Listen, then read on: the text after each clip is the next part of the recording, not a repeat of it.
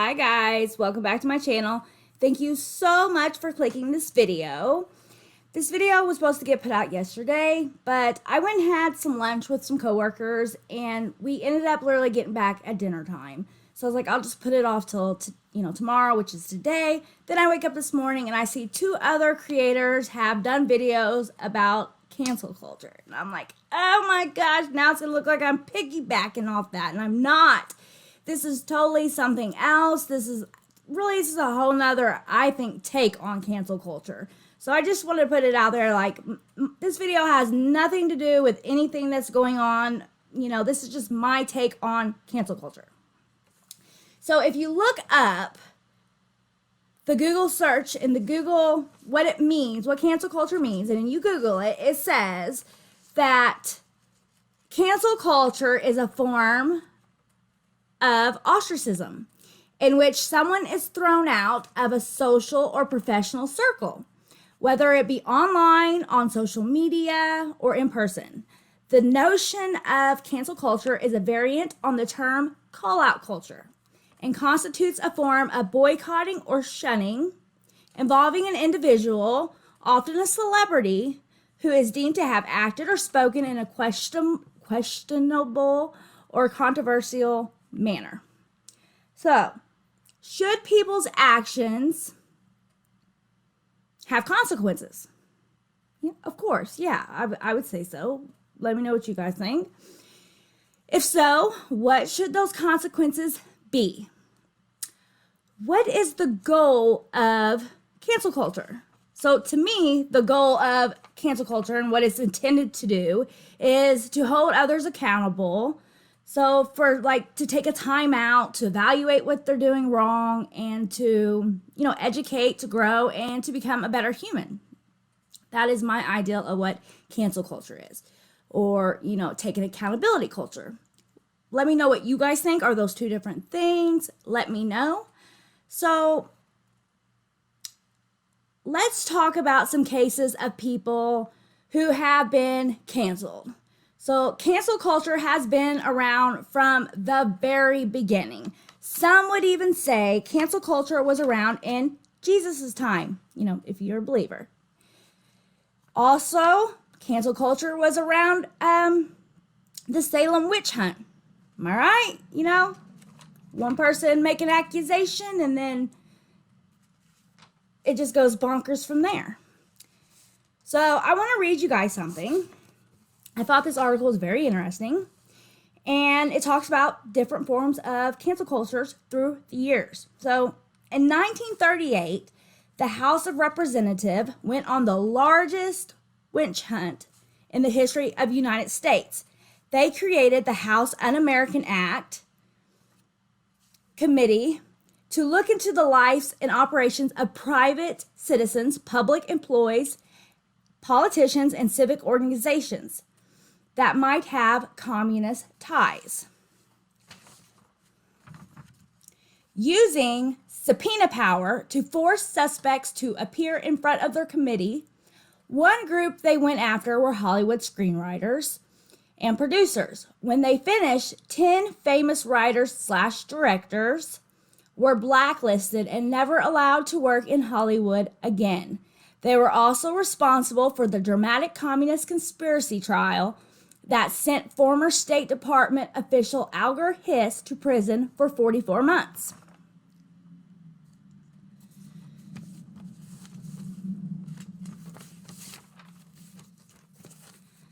The late Senator Joseph McCarthy of Wisconsin went on a dramatic witch hunt in 1950, once again searching for treason and communist conspiracies. For his original claim was that he had the names of 205 people in the government with communist ties. When he finished, despite the lack of any evidence, over 2,000 government employees lost their jobs. He also turned his attention to Hollywood, looking for people with communist connections. Although, once again, he was unable to prove anything, 7 prominent stars were blacklisted. With McCarthy's stunning accusation and wild performances, the broadcast media created sensational news coverage that was craved by everyone owning a television. Can you believe that, huh? Due to McCarthy's prominence in the news, other members of Congress were afraid to speak out in fear of being investigated themselves. This was written by Times writer Jerry Field, which I thought was just very interesting. It kind of just shows, like, through the years and decades, the different, cancel cultures. So, in 2006 came the Me Too movement, which to me, I feel like this was, like, the good part of it, okay? This is the good that came out of cancel culture or accountability culture, or whatever you like to call it. So because of sexual harassment, Tarana Burke, she empowered many essay victims to come forward, which opened the doors and allowed us to see, like, how big of a problem we really had. I mean, it opened the doors to allow, girls from, like, college campuses all the way to Hollywood to have a voice and to say, you're not alone, and this has happened to me too. So one of the most influential producers of Hollywood actually was found guilty of essay because of this movement. So it helped get some bad people. Also, the cancel culture also affected people like Bill Cosby, Kevin Spacey, and for more serious accusations, such as our very own James Charles here on YouTube. So, I don't know if you guys remember, but Kevin Hart was canceled in 2018 for homophobic tweets he made in 2009. And that's another thing I want to know. Like, does the timing matter? Does it matter if the accusations were from so long ago? Does it just depend on what it was? And I know some people right now are going to be like, okay, she said Kevin Hart was canceled, but was he really? So, I know, I got it. But tell me what you guys think. So we also had Dr. Seuss, Morgan Wallen. So he was a country singer, and he got caught and videoed using a racial slur after a night of partying. And actually the album he made after that, like, soared through the roof. So it makes me think, okay, and the next one was Harry Potter author J.K. Rowling's. She faced intense criticism from fans after she voiced some transphobic beliefs. Afterwards, she released in 2020 her transphobic manifesto, and her sales increased tremendously. So, what do you guys think about that? Is that like a FU to the cancel culture? Do you think that's like people like fighting back against it? Or like, I don't know. Let me know like what you guys think about that. So then you have your regular Joe Smoes out there, like the Mexican-American electrician who so happened to be driving by a BLM protest with his hand out of his window. He says he was cracking his knuckles, and somebody who was there doing the movement, protesting, recorded him, put it out on the internet, and claimed that the gesture he was making was a white supremacist gesture, literally ruining this man's livelihood. He got fired from his job and everything. The guy that actually posted the original video came out afterwards and, was apologetic and said, he may have read this one wrong. But, that just shows you right there. Something that small can just be put out there and ran with. We just learned that with the whole Gabby Hanna thing and, that girl and her, her family with Angelica Olds and all the drama channels taking that and just running with it. And it just spreads like wildfire. It's just crazy to me. So you guys might also remember the white teenager who was wearing the MAGA hat, and a clip of him went around like crazy. It got picked up. The news stations picked it up and was spreading it around. him and his friends were receiving death threats. I mean, they were receiving some real hate. Come to find out, the rest of the clip went out. Everybody kind of seen the truth behind it, and it was actually the total opposite of what was being spreaded around. It wasn't that boy. It wasn't Nick Sandman that was, starting it. He was the victim in this situation. So because of that, he ended up winning a lawsuit of $275 million against CNN. Another one, there was a professor who taught Mandarin. And in Mandarin, there's the N-word. And it's kind of, the word means, it's like a but, or like if you're trying to say something, you're like, well, that could be, it's like a filler word, for them.